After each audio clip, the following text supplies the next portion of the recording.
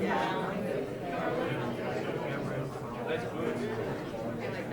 Washington machine.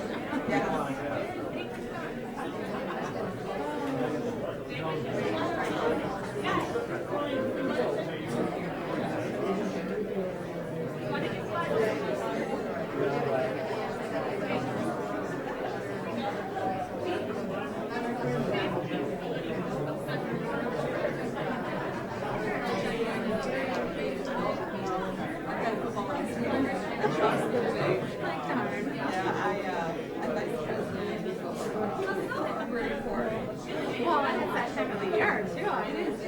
Pressure is on.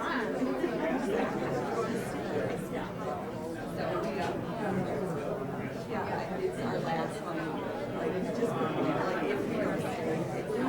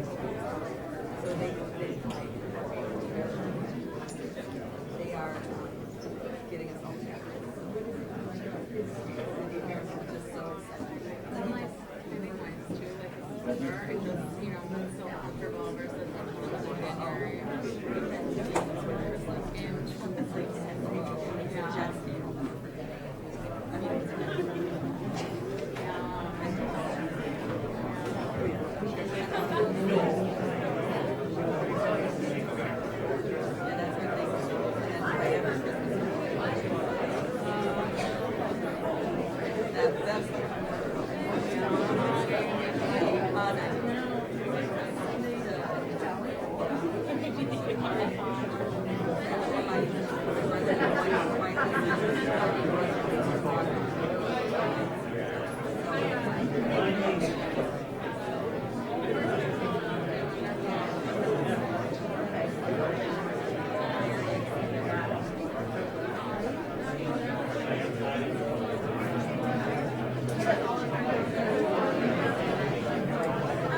nice. I think it's slow and safe. We have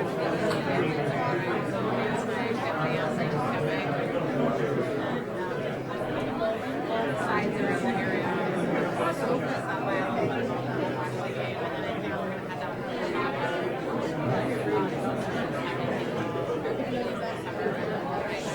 she always has like a Thanksgiving get together on Saturday, and she's not work out.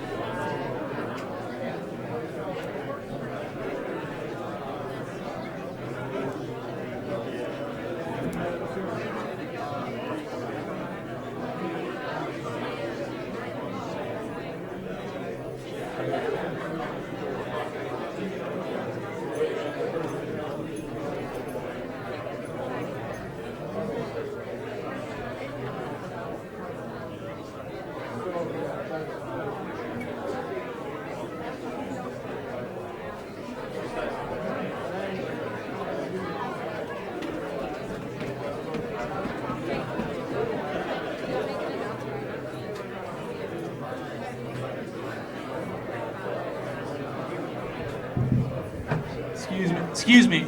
If everybody could take their seats, Senator Paul will be down in a moment. If everybody could take their seats. Thank you. We're about to start.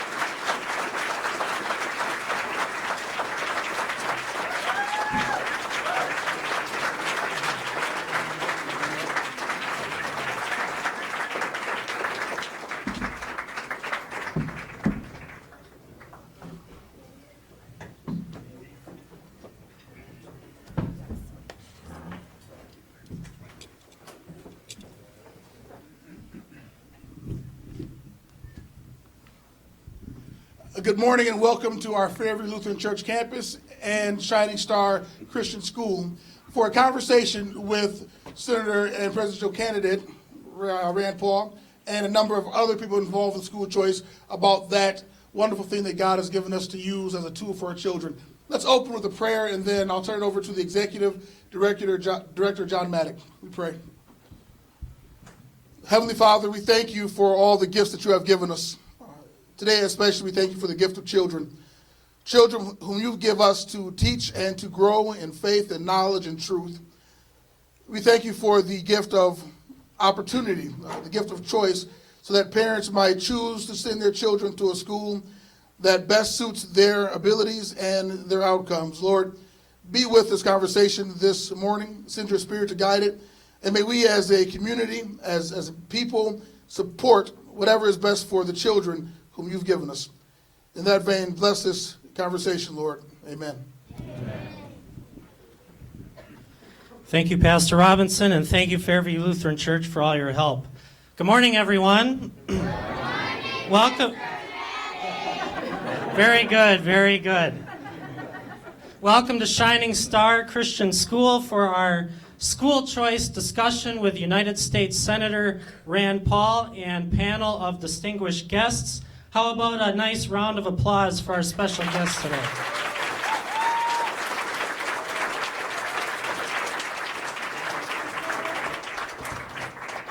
Okay, before we get started, I just want to introduce you quick to a friend of mine. Aaron, could you come up here for a second? Okay, everyone, so this is my friend Aaron. Aaron, how old are you? 8. Aaron is 8 years old, and who is your favorite team, Aaron? Green Bay Packers. All right, the Green Bay Packers. Great answer, great answer. Okay. So yeah, I just wanted to talk for a minute about Aaron. It's fitting that Aaron is a football fan because Aaron is a fighter. Every day, Aaron battles a physical disability that actually makes it difficult for him to walk. Sometimes he has to come to school with a walker. But despite that, Aaron loves coming to school. He loves learning, loves hanging out with his friends, and loves his teachers. Friends, this is why we're here today. We're here today to talk about school choice, a program that gives families like Aaron's an opportunity to send their children to schools like Shining Star, where they can hear the message of the gospel while receiving a high-quality education. Just one more quick story about Aaron. So last year, for my birthday, Aaron comes up to me. He goes, "Mr. Maddock, I got something for your birthday." Aaron saved up his money, and he bought me this necklace with a cross on it.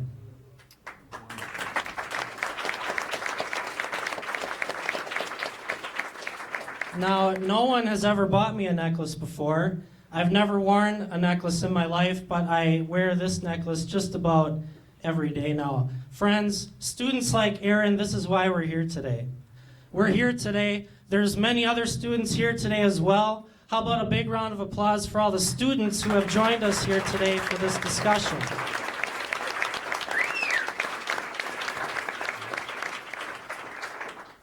Thank you, students, for coming this morning. And thank you, Senator Rand Paul. Thank you for coming to our school this morning and helping us elevate awareness about this very important program of school choice. So without further ado, please give a special welcome to United States Senator Rand Paul.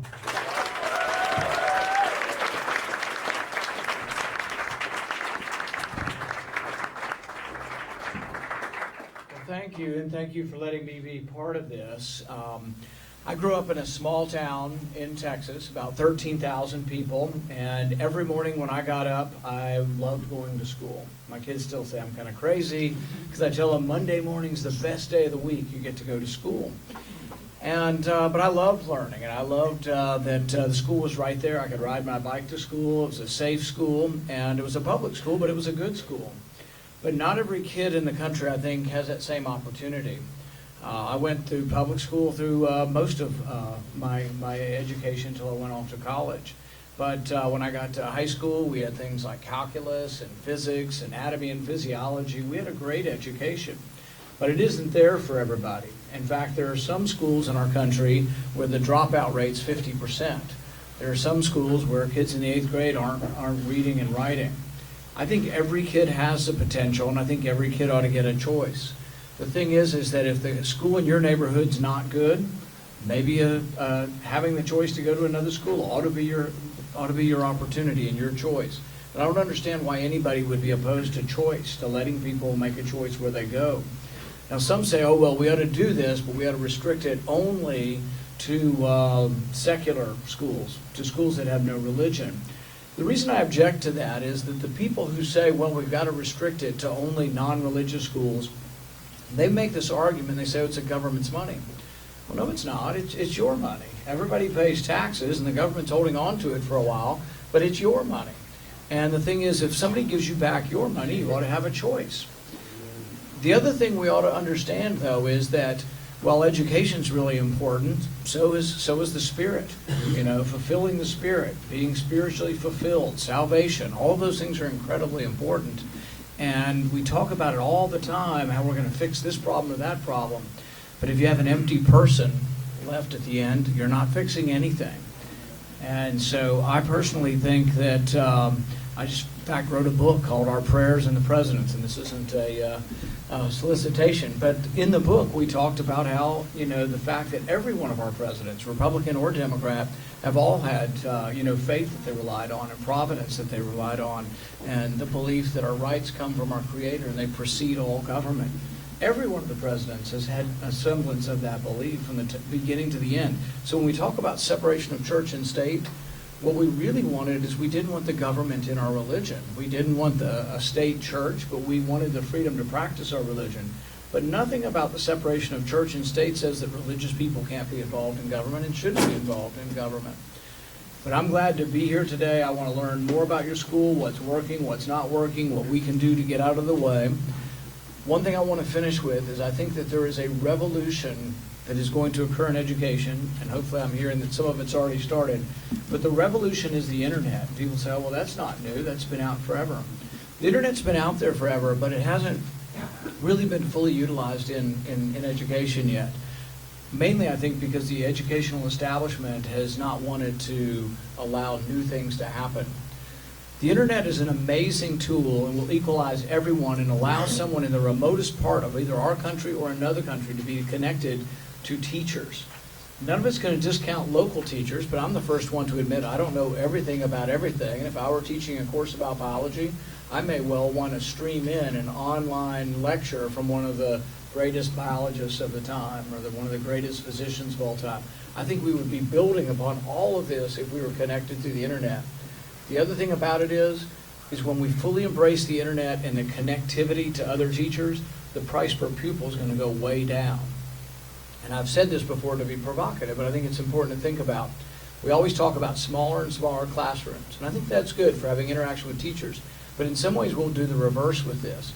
We're going to have the person who understands and can explain physics better than anybody in the whole world explain it to millions of people simultaneously.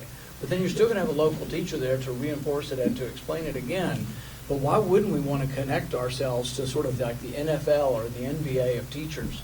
And so I think there's a lot of good stuff coming on, and I think a lot of it's going to come from our connectivity through the internet. But we also have to have the freedom to choose. I'm very supportive of what you're doing, and I hope to learn today about some of the things that are working. Thank you very much.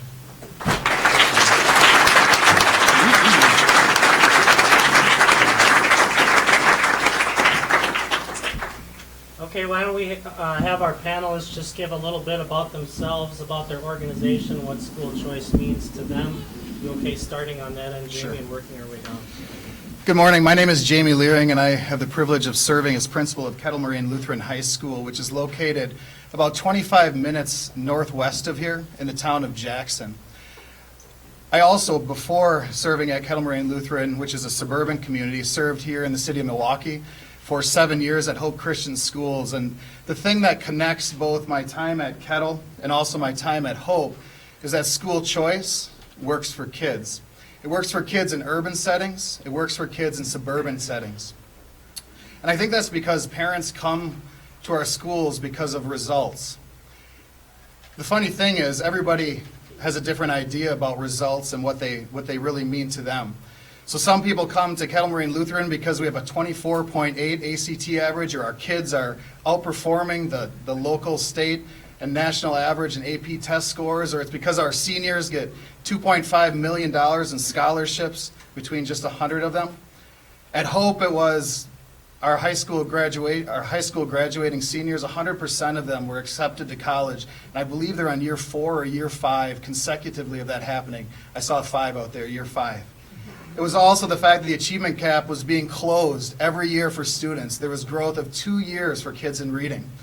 Parents see these results and they want to be a part of it. But it's more than that. It's the Christian values that are taught. They want their kids to be a part of a safe, loving environment, just like these kids do, where they can come to school every day and they can learn and they can realize their hopes and their dreams. I do want to set one thing straight a little bit. Oftentimes people think that all the folks in the suburbs are rich. I serve at Kettle Moraine Lutheran, and we entered the Wisconsin Parental Choice Program this year, and we have 60 students who are receiving that voucher, 60 students that are able to come to our school that may not have had that chance was it not for that voucher. And please remember that in the Wisconsin Parental Choice Program, for a family of 4, the income threshold is $30,000 less than the Milwaukee Parental Choice Program. There is need in the cities. I've seen it with my own eyes. There's need in the suburbs for folks to be able to choose the education that aligns to their morals, to their values. And you're going to see an amazing thing happen. When I started at Hope, again, 9 years ago, it was amazing how few schools there were really in that choice program. And it has ballooned. Schools like Shining Star, Hope Christian Schools, Siloa, Tome, and St. Marcus. You can list them all off. Kids are finding a high-quality education there. And my last 2 cents is, it's not about the institution. It's not about our schools and their buildings. It's about kids like these that are sitting here today. School choice has an impact for each of them. Thank you.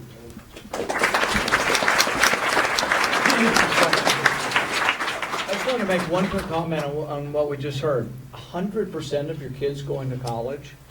Think about that and compare that to some schools, many schools in troubled areas and cities where 50% are going. Who could be opposed to that? In my state, we still have no charter schools and no school choice in my state, no vouchers of any kind in Kentucky, and every year it's opposed. by the same people who somehow have 18 schools in Louisville where you have a 50% dropout rate. It amazes me that we have people still opposed to school choice. Thank you. Well, it's a pleasure to be here this morning. My name is Jason Cry. I'm the Executive Director of Hispanics for School Choice, which is an advocacy organization based here in Milwaukee, but we're active throughout Wisconsin. Our organization acts as a bridge between parents, specifically Spanish-speaking parents, a bridge between to schools, to the choice program, and to their elected officials.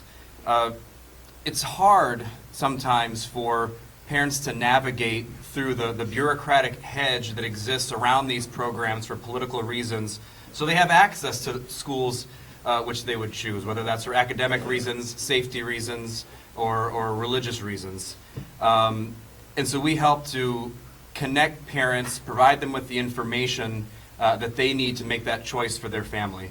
And one quick statistic to support that is that a study came out about a month ago showing that 46% of Hispanic parents nationally support school choice, and they prefer a private school for their students. But nationally as well, 3.5% of those families are sending their students to private schools. So we believe that an information gap exists for these families and try to fill that void so that they can make the choice that's best for their families.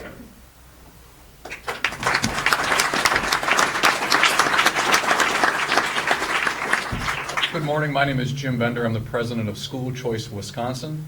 Simply put, we're a 501c3 advocacy organization that works with many of the private schools that are in the program and act as a bit of a conduit between state government, being either the legislature or the Department of Public Instruction, and the private schools. We work, simply put, we go fight some of the battles so the guys that are working in the schools and working their magic so they can do what they do. I think it's very clear that there is an ongoing discussion, an ongoing friction between the choice program and some in the public school establishment. We represent change. It's a human, natural human reaction to resist change. And so where we try to accomplish empowerment of parents across all of Wisconsin now, we find some resistance, and that's not uncommon. So in the end, we try to empower parents through different legislative fixes, through bureaucratic fixes or removal thereof, and it's an ongoing battle. But we're happy to do it because in the end, we know that matching parents and families with the right school is probably the most important thing that we can do on a day-to-day basis.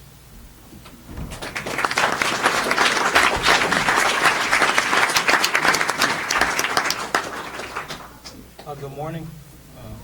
My name is Donald Harris, and I have the privilege to serve as student body president at Wisconsin Lutheran High School. I'm a senior there also. What school choice means to me, it's for me, it's personal. From school choice allows me, especially where I was in middle school and a little stint at NPS, it has provided me with a vision, a really powerful future. And that is important because people, like Grandpa said, people who oppose choice, when you hear the reasoning behind it, it absolutely makes no sense. I mean, if you sit up here and you listen to the statistics of the people who graduate and have a successful career due to the choice program, we should continue to fund that now. I mean, look at these kids over here today. They have choice now, but imagine that if they continue to get that and are provided with choice in the future, they are really on the path to success, and that's why it's important. So that's why I'm glad I am here today. I'm privileged to be here. Thank you to Principal Lyer and Wisco for allowing me to be here. And let's just continue to keep our prayers up, and let's just continue to be and fight for a brighter future for our students here. Thank you.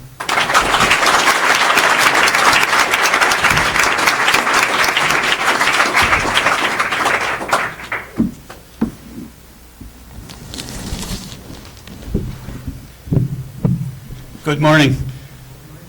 My name is Phil Lyrer, and it's my privilege to serve as principal at Wisconsin Lutheran High School. I almost don't want to speak after Donald because he is the testimony that I hope all of you hear above all others. We have about 760 students enrolled at Wisconsin Lutheran High School. which is just a few minutes west of here on the border of Milwaukee and Wauwatosa. And about 50% of them come to us through the Milwaukee Parental Choice Program. Most of them would not be able to enroll at our school if it weren't for the Choice Program. We have a mission, which is to prepare students in a diverse world for productive, Christ-centered lives. And so we're really passionate about three thrusts. The first is to teach and embed Christianity as it's defined by the Lutheran faith, and we get to do that every day.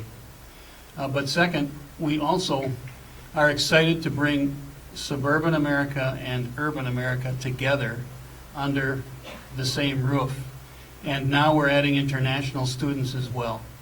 So we are grateful and blessed to bring students from the inner city, from the suburbs, from Pacific Rim, from Hispanic South Side Milwaukee under one roof. And I wish that you could see every day how they get along, how they can support one another. It's a beautiful thing to watch, and it's very inspirational. But then finally, we're also passionate about recognizing that everybody is gifted differently. And so we are a school that certainly prepares students for college. Donald here has applied to at least 3, and he's waiting for answers. And we'll be excited to see his progress. But not everybody is necessarily college material. Society needs all kinds of workers. And so we continue to invest in programs like Woods and Metals and home economics and consumer education, because this world needs plumbers and welders and bus drivers, all who are value-driven, can take their Christian faith into the world and make it a better place. So it's our privilege to be where we are, and we are grateful for the Milwaukee Parental Choice Program for allowing us to serve students who we probably wouldn't have contact with otherwise.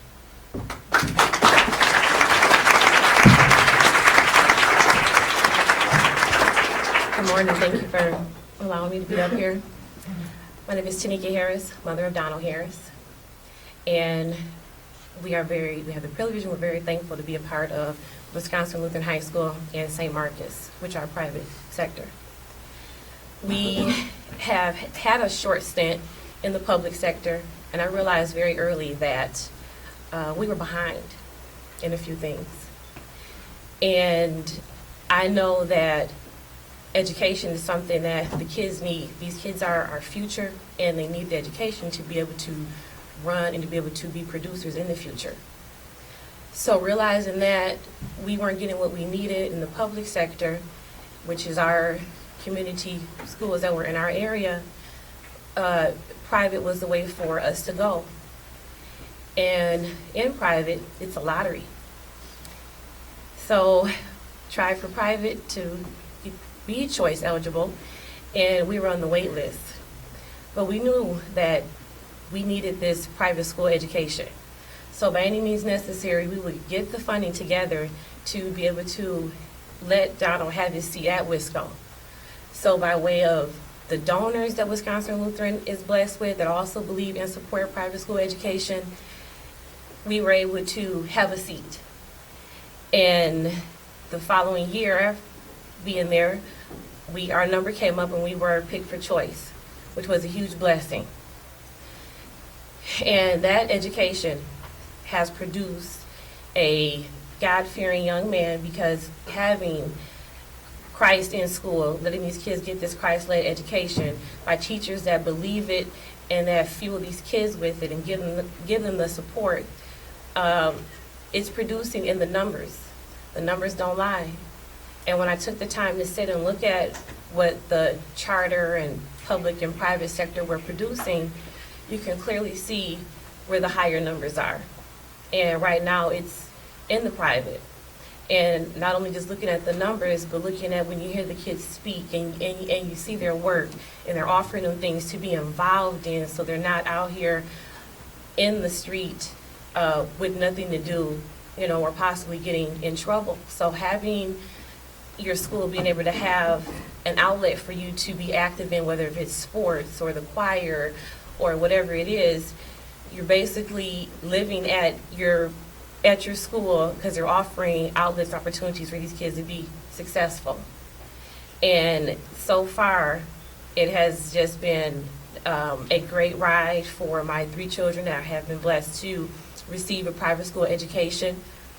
And we support it, and we are advocates for it to spread the word of the gospel and of what a private school education so far has done for us. So, thank you.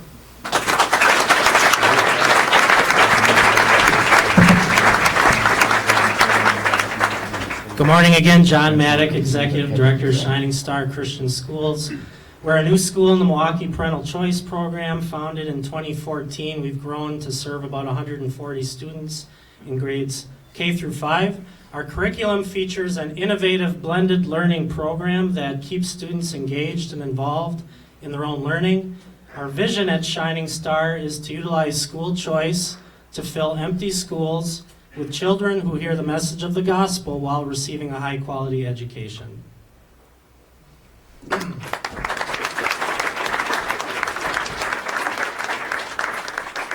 Especially for some of the national media, I thought I'd just give a little bit of a baseline of where we are.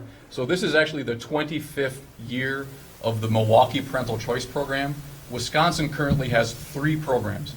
The oldest and longest running program in the country, Milwaukee Parental Choice, was started in 1990. In 2011, the program expanded to encompass the Racine Unified School District, and over the past few budgets, we've now expanded the program statewide.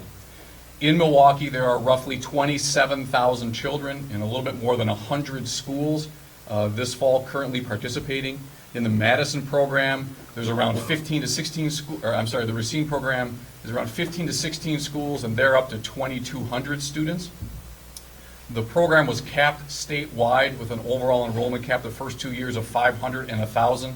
We've now come into this fall without an overall enrollment cap, so there's 2,500 students, a little bit more than that in the statewide program, and we jumped from 31 schools till about 80 schools in the statewide program. The state of Wisconsin has about 600 private schools in total, and I would say from the schools that we have talked to in the next few years, the statewide program will reach the size of the Milwaukee program and eclipse it in the very near future. We will have hundreds of schools in the statewide program and tens of thousands of students. So we are really in a growth period here where for 25 years we really just had the Milwaukee program, and it grew and there's a lot of demand. One thing to note, most of the schools that you hear about today, whether it be Hope, St. Marcus, Wisconsin Lutheran, it was referenced before, but there are thousands of students on waiting lists in Milwaukee and around the state. And one of the issues that we've got is, whether it be a school building or whether it be funding, but there are some very high-performing schools that have a list very, very long and would like to serve more kids. That is one of the problems that we face here. But that's just kind of a benchmark. So while we're at about a little more than 30,000 kids in the program right now, that'll be dramatically increasing in the next decade or so. I have a question for basically anybody on the panel. The people who dislike school choice say, oh, it doesn't make any difference. It's no better than public schools. And there was a Stanford study a few years ago saying there wasn't much difference.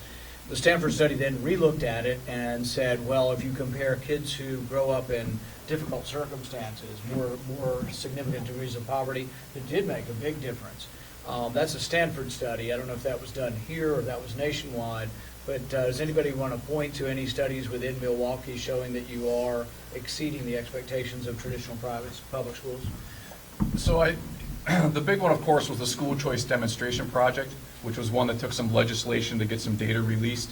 That was a 5-year longitudinal study where they had a match group of students that were very similar between the Milwaukee Parental Choice Program and the Milwaukee Public Schools.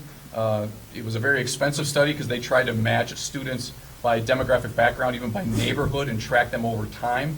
I think there were a number of different factors that came out of that. The clearest one was a significantly better graduation rate and college retention rate for students that had exposure to the Milwaukee Parental Choice Program. One thing to keep in mind is that in the city of Milwaukee, mobility is a very big issue, meaning not a very high percentage of students start and stay in the same sector. There's a lot of moving back and forth between the sectors and even within MPS and even within the Parental Choice Program. I think the study that one of the biggest things that it found was when they followed students that started and stayed in the voucher program and started and stayed in the public schools actually exceeded the group in the middle that had bounced around. And I think that's common sense. But the school choice demonstration project was based out of University of Wisconsin, University of Arkansas. Pat Wolf was the lead researcher on that. That showed while in certain instances the standardized test scores were similar, in the last year there were significant increases in the Milwaukee Parental Choice Program that exceeded that of MPS.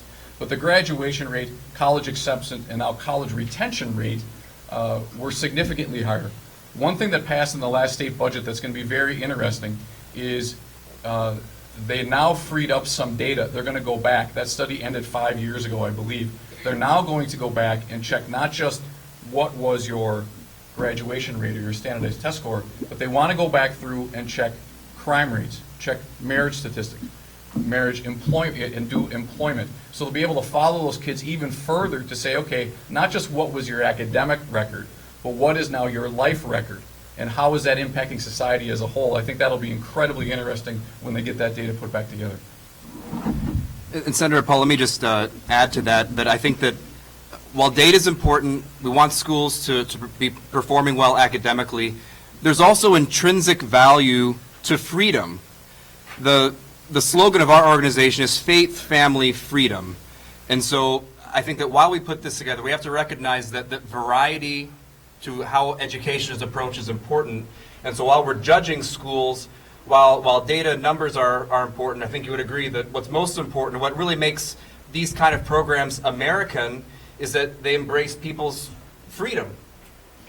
I think another thing that may be something that actually develops over time is that as the alternatives become better, the public schools have to try to improve also. So maybe everything's getting better because of competition. Right. And you're right, should it be choice? And I think one thing that's hard to measure, but you can tell by looking at the young men and women who come out of programs, is they look you in the eye, you know they're going to be a good citizen, you know they're going to be able to succeed.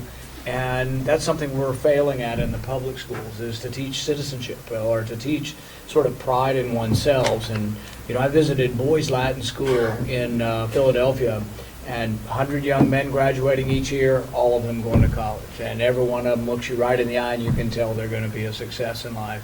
And I think you can't really match that, you know, for just seeing those kind of results. You mentioned competition. It's interesting to watch Milwaukee over the last 10 years because as a school leader in Milwaukee, you were always watching the other schools that were highly successful and having results that you wanted to attain. But it isn't a competition that drives you apart from the other schools. It's actually a competition that drives you to collaborate with other schools. So the amount of collaboration that happens within the city of Milwaukee for schools that are excelling with students is at a very high rate. It also brings on groups that help to support. So an example, the Center for Urban Teaching here. You know, when I was at Hope in the beginning, we had about a handful of teachers that came from that program that really knows how to teach teachers, how to be strong teachers in the urban setting. Today there are 90 teachers throughout Milwaukee in many different schools having a large impact on students. So there's this huge growth in success because there's a collaboration. It's not just within the choice community, it's choice schools, charter schools, and public schools working together for kids instead of their own institutions. One of the things that, you know, I've met a lot of homeschoolers over time, and the homeschoolers really relied heavily on online and internet classes. And does somebody want to comment, either a teacher or from administration, just on the online presence or the utilization of sort of programs and teaching outside of the school to supplement what you have in school? Sure, I'd be happy to speak to that, Senator Paul. So our school, Shining Star Christian School, as I said earlier, features an innovative blended learning program that allows students to be engaged and involved in their own learning. Our classrooms do not look like a traditional classroom. We have different modes of learning going on within one classroom, which keeps scholars engaged. We have traditional whole group learning with a lead instructor. We have small group, more personalized attention learning going on with a support teacher, and we also have online component in all of our classrooms that offer supplemental programs in math and reading that the scholars get very, very excited about, and keeps them engaged and allows them to advance as rapidly as they're able or get caught up, or it really meets the personalized needs of each scholar and has really been a blessing to our school.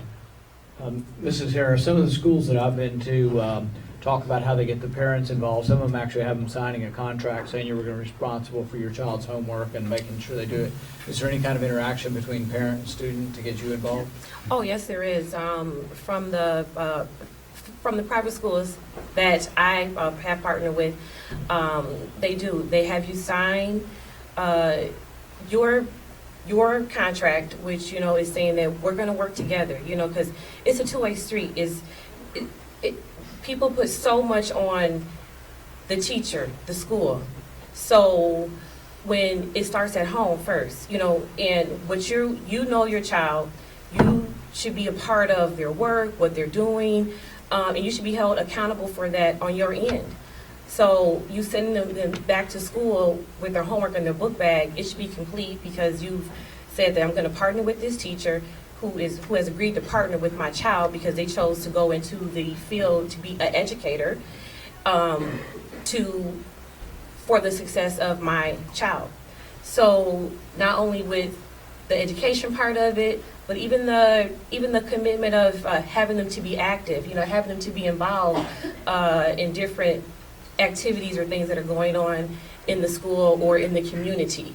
So yes, they do that at both places, which I believe it just helps the kids. And it helps the parents as well to be held accountable and to push for the success of their student.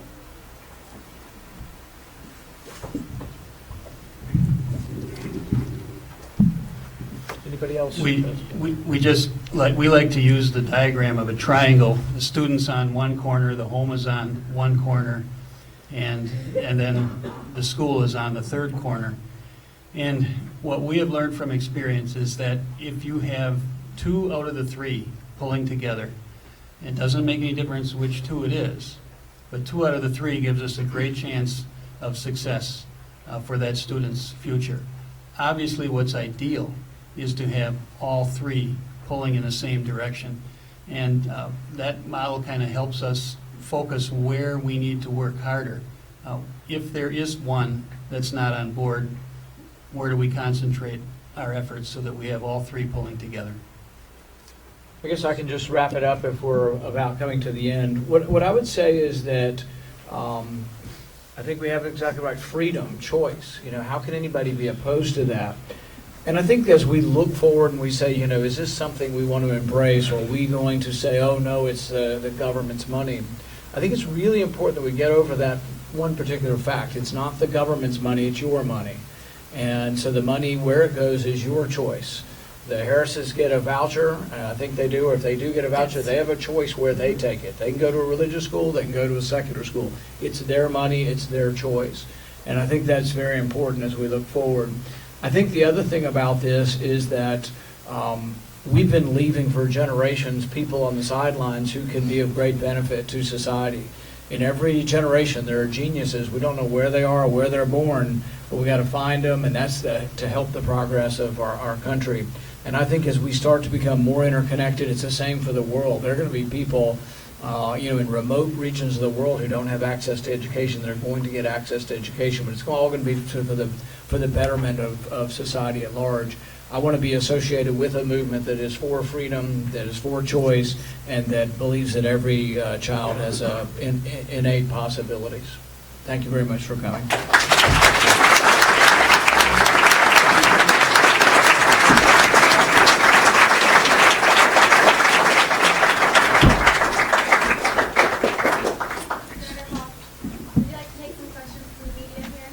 Yeah, can they do it from there? Yep. All right.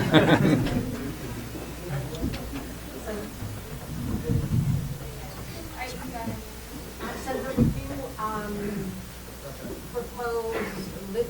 kind of economic cap on choice programs? In other words, just everybody gets a voucher and they... Yes, I think it's your money. Everybody ought to be allowed to be involved in the voucher program. I think it's been easier because of the resistance on the other side. It's been easier to start with the economically disadvantaged. But really, I think it's a good choice for everybody. And I think that when you have the choice for everybody, it's going to make everybody better. Ultimately, it's going to have overlap on the public education and make it better as well. But I think the greatest need is probably in the public schools that are having more difficulty, and that's where I think all the voucher programs are started in most of the different states. Senator, taking it to higher education, what's your reaction to the events the last few days at the Yale campus, University of Missouri, of the public institutions sort of protesting speech on campus? That influenced your thinking of how grants, what kind of education should be prioritized or grants? But what's your reaction to the free speech on campus and stuff? Well, I was on a campus in Iowa not too long ago, and we were standing on a podium that was about 10 feet by 10 feet, and I said, I hope we're in the free speech zone. But no, it is kind of somewhat ironic to many of us who, when we went to college, that was the place where you expressed yourself, and you could say anything, and you heard from people that weren't similar to you, that came in from a different point of view, and that's where ideas sort of clashed and people formed their own ideas. So I think freedom of speech is very, very, very important. Does freedom of speech mean that there will be boorish people who say things that you don't want to associate with? Yes, and then people should shun them. That's what happens. People shun people who are bores, that say outlandish things or things that are unacceptable. But really, in a free society, there's got to be a place for people to make their argument pro and con. I don't know what the answer is to all the different college campuses. I do know that there's a certain amount of anger out there, and I've described it in my speeches, because some of us who came from a position in life where I'm not sure why somebody's angry in the streets of either Milwaukee or New York, because that's not where I grew up. I do want to understand that anger, and I think that there is some reason for it, in that I think some of our criminal justice hasn't been applied equally across the board. And I think if you look at sort of like arrest records for marijuana in some of our cities, it's 15 black to white, even though surveys are showing equal use between white and black. And it really isn't so much an overt racism. What's happening is that the police patrol more in the cities and not in the suburbs. But as a consequence, we've locked up a lot of people, primarily African American, and I think we have to have some more equality among the way our laws are. And it's been devastating to some communities, and that's one of the things I want to fix. Senator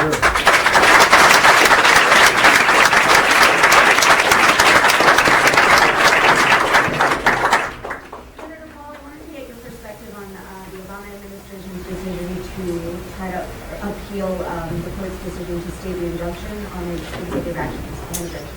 Do you pay any attention? Yeah. To me, there are two issues. There's the specifics of immigration, and then the other issue is the separation of powers. To me, I spend all of my time talking about the separation of powers, because the separation of powers, the checks and balances between co-equal branches of government, is incredibly important. It's the way you keep government from getting too powerful, and you keep one branch from getting too powerful. Our founding fathers gave the ability to legislate to Congress, not to the president. The president's powers are circumscribed and limited, and I think that's important. The other thing about it is, if you ask me personally, do I think we have a place in our country for somebody who came here at 6 months of age illegally, their parents brought them, and now they're 18, they're the valedictorian, and everyone says, oh my goodness, you're going to kick this person out of the country? Do I have sympathy? I have a great deal of sympathy. Should we fix that? Yes. But the thing is if you have the president allow him to have the ability to fix that on his own, it disturbs the balance between the branches. But the other thing it possibly does is, if we tomorrow say that and we do not secure our border, everybody in the world may say, well, why not come to America? Or like, let's say there's a soldier who serves in the military who's Hispanic and was here illegally, and they lost an arm or a leg in the war, and you're like, certainly you want to let them be a citizen, let them stay. Well, sure, I have that great sympathy. But do I want to say that as president, I'm going to make a rule and say anybody can serve in our military from anywhere in the world, and if they do, then they're citizens? Well, the whole world might come here. So you can't do things, and that's why the president's not allowed to do things by himself on his own. And so above and beyond talking about what the president did, it was an illegal thing. And it's really the biggest problem we face in our country right now. Not just that, but we have it with regards to war also. We are now at war in the Middle East and have been for over a year, and yet there's been no vote by Congress. And when you ask the president about it, he says, oh yeah, we did in 9/11, 2001, we voted for authorization of use of force. And it's like, those were the people, that was supposed to be forced against the people who attacked us on 9/11. It has nothing to do with what's going on in the Middle East now. So really, we need to get back to really separation of powers, and that Congress decides most of these things, and the president's allowed to execute them, but the president doesn't have unlimited power. And that's a recipe, I think, for danger.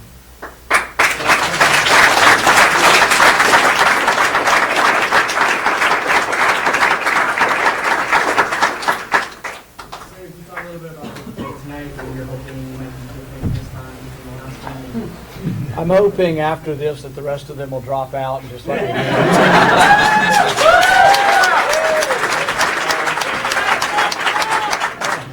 it. It may not be quite that easy.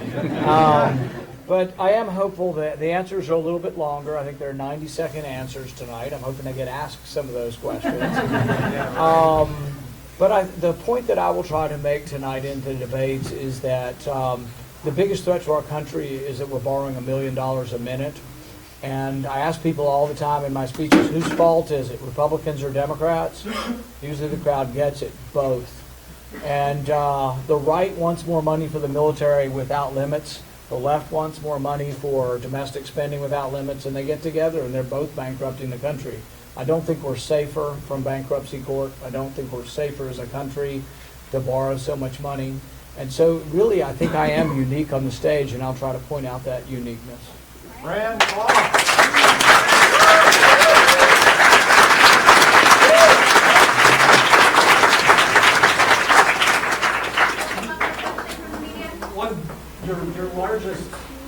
your largest challenge in your next administration is going to be student debt. We've gone from $115 billion to over $1 trillion now in the last 8 years under Obama's administration.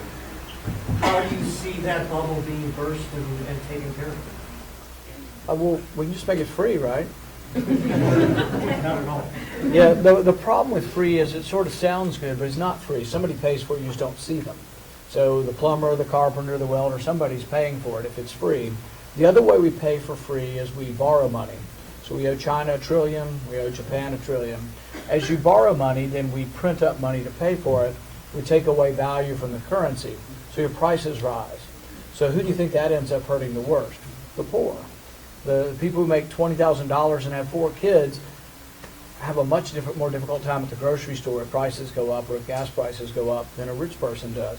So really it is a disservice to think that anything is really free. Somebody pays for it, or we borrow money as a country for it.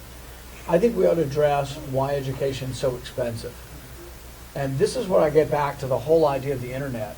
I truly believe that if you free up, and that's sort of what school choice is, take away obstacles and let the market figure things out, that online education would bring the price of college education plummeting.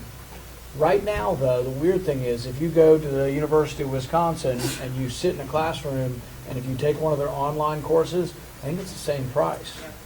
That makes no sense. A marketplace would greatly discount the people who don't have to be sitting in the classroom. And would you rather go to college and have the experience than sit in the classroom? Yeah. But what if the only way you can go to college is to work and go to college at the same time and do online courses? Shouldn't it be less expensive? So you've got to break up the educational monopoly and allow the marketplace to work, and prices will be driven down. I also think you may be able to get an amazing thing. In fact, I've thought of this as a company. Why not go out and find the 100 best teachers, or maybe the 1,000 best, like the NFL of teachers, and then pay them a certain amount per pupil that signs up for their class. It would be a small amount. But what if it's $1 a pupil and you have 1 million pupils? All of a sudden, the extraordinary teacher can be making a lot, but then the extraordinary teacher would go everywhere. Or let's say a private school, if I have this company says, wow, why don't we contract to them, and maybe it's $1,000 a year and you get access to all of my teachers, the NFL or NBA of teachers. I think there's some amazing things that can happen, but there's rules that are impediments to stopping all of this. We've got to get rid of the monopoly, the educational monopoly that's preventing innovation. Thank you.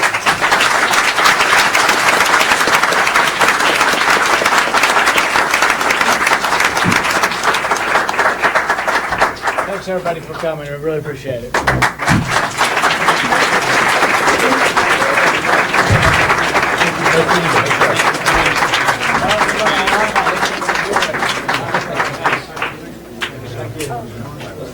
Good job. God bless. 16 years of your I will do that. Great stuff. Good work. Thank you. That's why I do what I do. You have the hardest job. Oh, thank you. Good to see you. I thought I saw you down there. Best of luck. Doing good? We're going to make some good choices in the future.